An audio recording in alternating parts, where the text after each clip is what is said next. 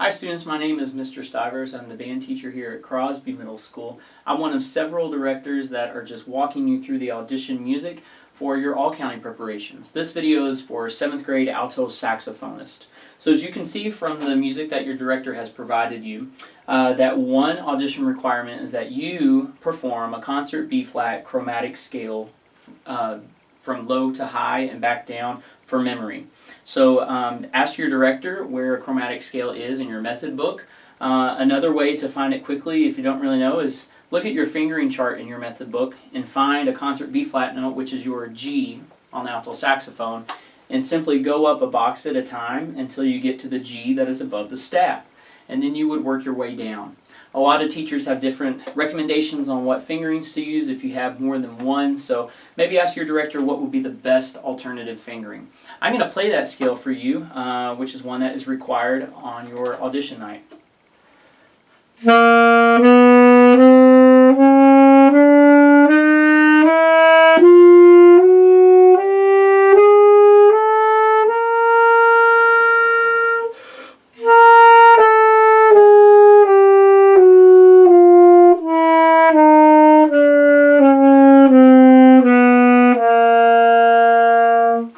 Your scale, as you can see on your all-county rubric, is about worth 10 points. So you want to make sure that you have a good tone on that, your note accuracy is correct, and your articulation is consistent as well.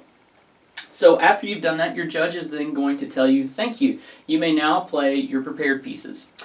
Maybe your judge will say the unison side, or maybe they'll say the other side specifically. Regardless, you'll begin your audition. It's important you don't talk to the judges as well. The first piece I'm going to play is the unison piece for 7th grade band on alto saxophone. I'm going to put a metronome on for practicing purposes if you're watching this, so you can stop and rewind and play along with me. But this is the unison piece. I'm putting my metronome on 80 beat per minute with an 8th note subdivision. 1, 2, 1.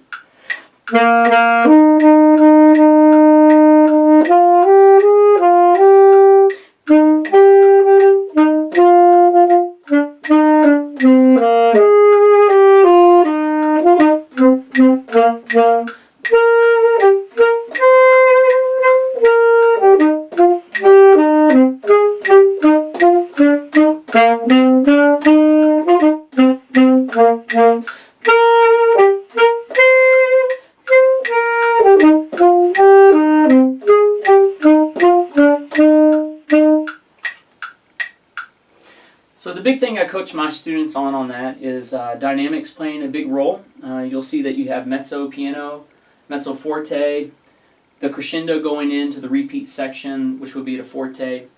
Articulations can be tricky for students as well if you're not paying close attention. So there's a mixture of slurs and accents and a lot of staccatos, which would mean light and separated.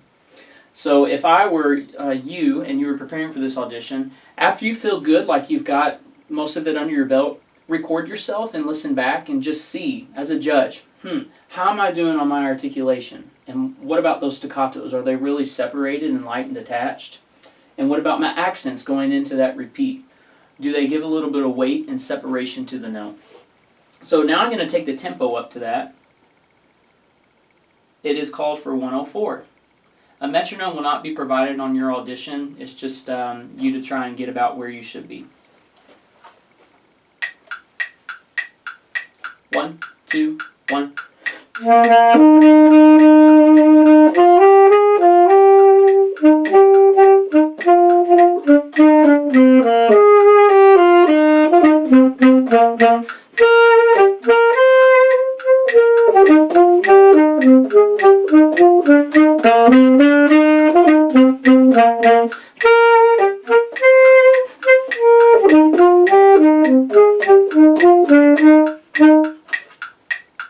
So that's a suggested tempo when you go in for your audition. I will now look at the saxophone side that is specific written right here for you. This tempo is slow, it's 56 beat per minute. And when I play this example for you, I'm going to play with vibrato, which is something that's maybe a little more advanced. And if you take private lessons and they have taught you that skill, that is wonderful to incorporate. If not, ask your band director about how you can start developing that. So this is the saxophone side that is not unison, and it is called for 56 beats per minute.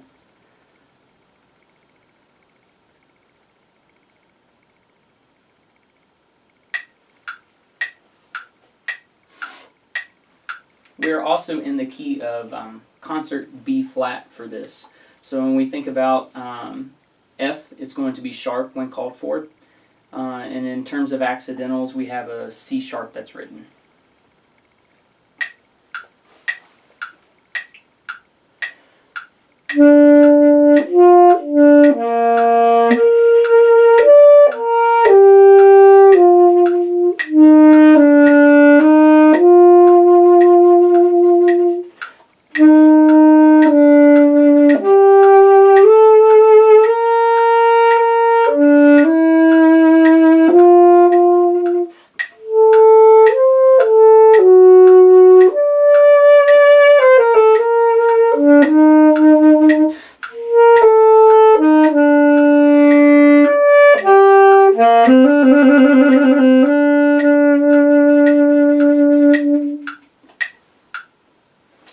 Okay, so what separates this one from being like the other one is this one is a little more musical.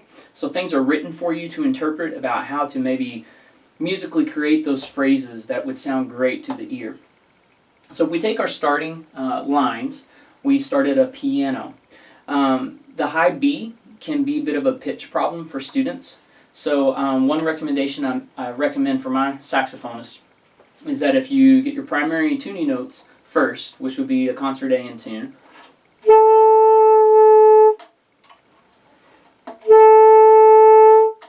and then play the lower B without your octave key down, hear what it would sound like in octave up from there with the tuner. So when you're trying to go from the lower B to the higher B, you've already heard it.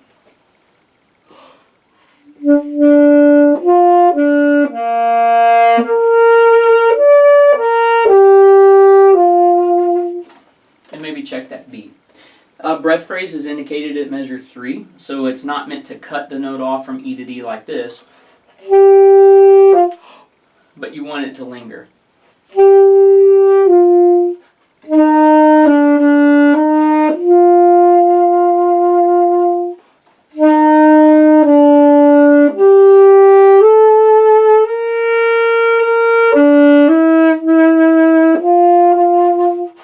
Same there with another release going into the breath mark. This is measure 8, beat 2, 1.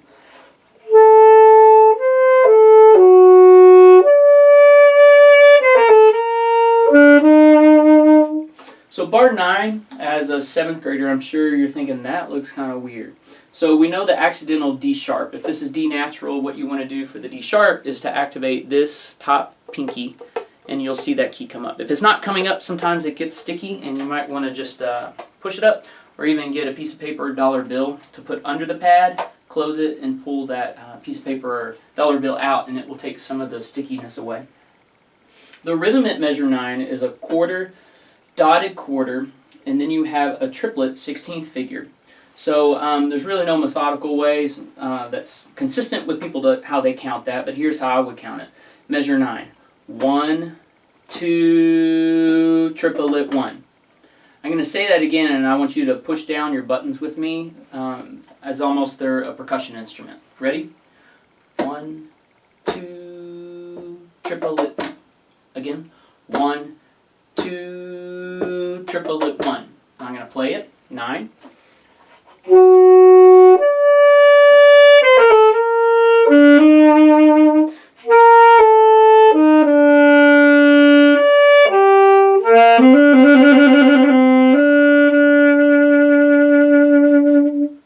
So 10 and 11 and 12 we see start with the same rhythm on 1, and it's a dotted 8th single 16th. If you want to think about a subdivision happening, it's 1 and a 2. So think about every 16th getting a pulse for subdividing, and you will get it. The fun thing that 7th graders enjoy and 8th graders when they learn, what does a TR mean? No, it's not trumpet abbreviation. It is called a trill, and it's rapid movement from one note to another. So if we are on A, the starting note, and above it is TR, we're trilling to the next note up based upon the key, which would not be B flat, it would be B natural. So you go from A to B rapidly. So you would want that to occupy all of beat 2 going into beat 3 and still feel the 8th note, the and of 3 on the B. So bar 12 sounds.